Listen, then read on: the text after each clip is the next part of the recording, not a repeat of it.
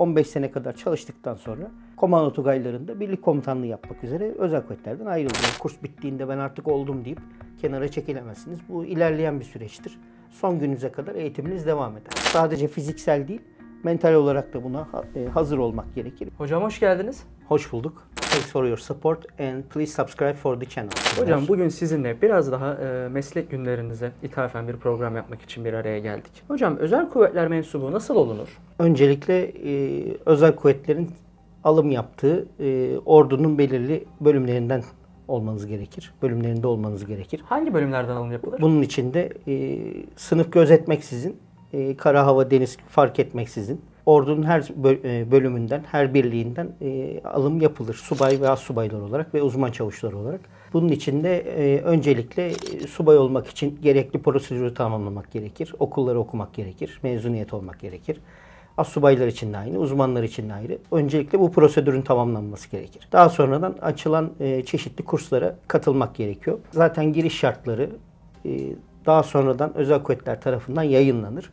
Ve bununla ilgili de testler ve mülakatlar yapılır. Bütün bunlar tamamlandıktan sonra kabul olunacaksa özel kuvvetlere ataması çıkan personel oradaki eğitimlerine başlar. Çeşitli kurslardan, görevlerden geçtikten sonra normal timlere katılabilirler. Hocam bir özel kuvvetçi hangi özelliklere sahip olmalı? Öncelikle subaya subay, uzman çavuş neyi istiyorsa onu karşılaması gerekir. Bunlar talimnamelerde, kanunlarda açıkça belirtilen özellikleri öncelikle taşıması gerekir ki subay olabilsin, astsubay olabilsin, uzman çavuş olabilsin. Daha sonraki eğitimleri de tamamlamaları gerekir. Ama bütün bunlar fiziki olarak bir kapasiteyi, zihinsel olarak da bir kapasiteyi gerektirir. Bunları sağlayanlar zaten kursları bitireceği için birliklerde, timlerde görevlerine başlayabilirler. Zaten belirli kursları, belirli eğitimleri tamamlayabilmesi için, görevlerde gerekenleri sağlayabilmesi için çeşitli niteliklere sahip olması gerekir. Bu niteliklerin büyük bölümü de zaten kanunlarla ve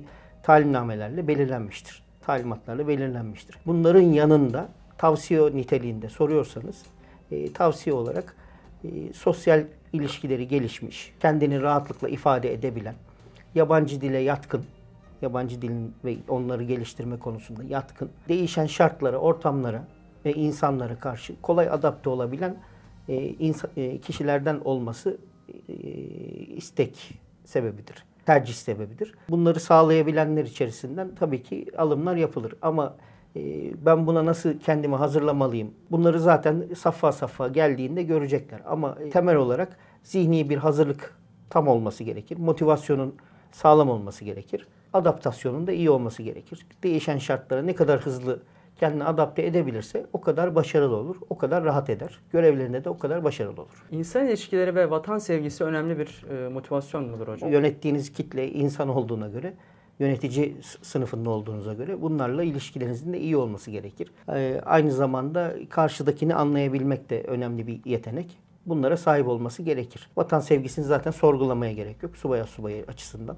Tabii ki. Hocam peki özel kuvvetlere dahil olduk, seçildik. Eğitim süreçleri nasıl ilerler? Eğitimler çeşitli kurslar vasıtasıyla verilecek. Çeşitli eğitimlerle. Time katıldıktan sonra da eğitimler durmaz, devam eder. Yani kurs bittiğinde ben artık oldum deyip kenara çekilemezsiniz. Bu ilerleyen bir süreçtir. Son gününüze kadar eğitiminiz devam eder. Oradan çıktığınız son güne kadar eğitimlerin devam etmesi gerekir ki olması gereken de budur. Bu kurslar ağırdır. Çoğunlukla fiziki kurslar ağır geçer. Dünyada sıralı kurslardandır. Bitirebilmek için belirli bir potansiyeli ve kapasiteye sahip olmak gerekir. Bunun yanında sadece olmak yetmez. Motivasyonun da önemi büyüktür. Kursu bitirebilmek, eğitimleri geçebilmek, timci olabilmek, bereyi takabilmek için de belirli bir motivasyona sahip olunması gerekir. Bu kurslar ağırdır. Fiziki olarak yorucudur. Bunun için evvelinden hazırlanmak gerekir. Bunun yanında kurs devam ederken de o kapasiteyi göstermek gerekir ve içinde devamlılık da önemlidir. Uzun sürer. Bazı kurslar bayağı uzun sürer. Bunların hepsiyle ilgili standartlar yayınlanır. Başlamadan önce safha safha geçmeniz gereken şeyler bellidir. Bunları açık kaynaklardan da bulunabilir. Şu anda kursa başlayacak olan subaylar, astsubaylar, uzmanlar içerisinde de yayınlanan emirler içerisinde bunlar vardır. Yani kursa başlamadan önce bittiğinde ne olmanız gerektiği size gösterilir. Bunları sağlamanız gerekir. Bu sadece özel kuvvetlerle ilgili değil, komando okulundaki kurslarımızda da böyledir.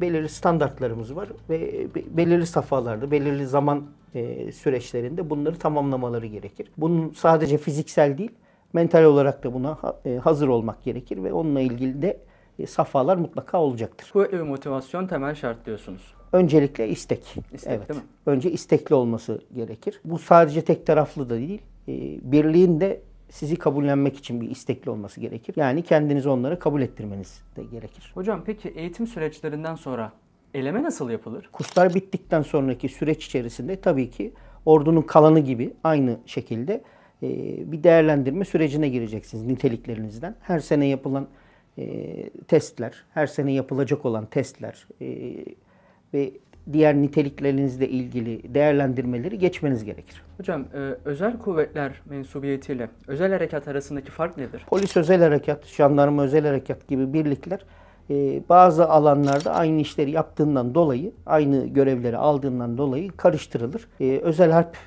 ve özel kuvvetler denen olgu bazı yerlerde bunlarla örtüşür. Örneğin şehir içerisinde yapılan operasyonlar gibi. Evet, herkesin elinde silah var, silah kullanmak gibi şeylerde bunlar kullanılabilir. Ama karıştırılmaması gereken olgu bunlar bir birlik. Yani özel kuvvetler bir birlik. Polis özel harekat, polisin içerisindeki özel işleri yapan bir birim. Jandarmanın içerisinde de ayrı bir birim olarak düşünmek gerekir.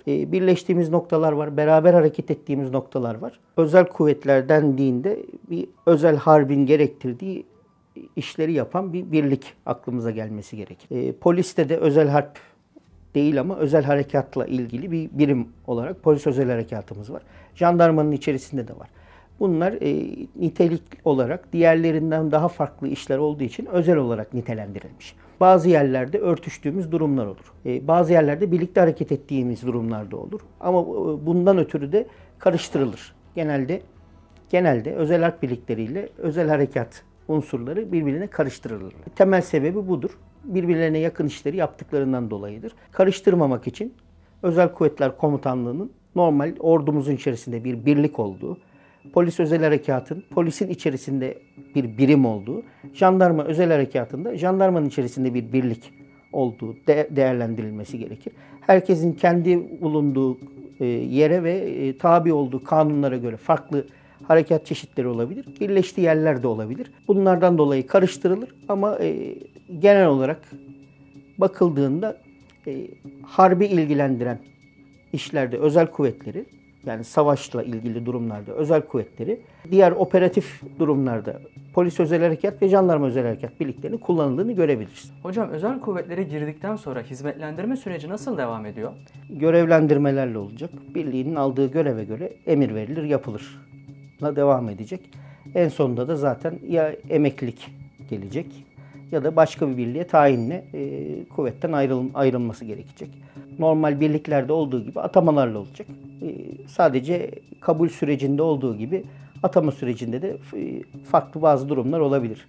Birlikte timlerde çalışmaya başladıktan sonra birliğin görevlendirmesiyle, birliğinizin aldığı görevlerle, timinizin, taburunuzun aldığı görevlerle bir safahatınız olacak. Safahatın sonuna gelindiğinde de emeklilik süreci başlayacak. Bunlar tamamen kanunla tespit edilmiş, TSK'nın diğer birliklerinde olduğu usulüyle devam ediyor. Farklı bir durum aramakta gerek yok. Birliğin tamamında girdikten sonra görev yapacağım, emekli olana kadar burada duracağım diye de bir durum yok. Normal birliklerde nasıl atamalar yapılıyorsa orada da yapılıyor. Ordumuzun diğer güzide birliklerinde birlik komutanlığı gibi görevler için de atamayla gönderilebilirsiniz. Hocam eklemek istediğiniz bir şey var mı? Teşekkürler. Sağ olun. Biz teşekkür ederiz. Ağzınıza sağlık. Teşekkürler.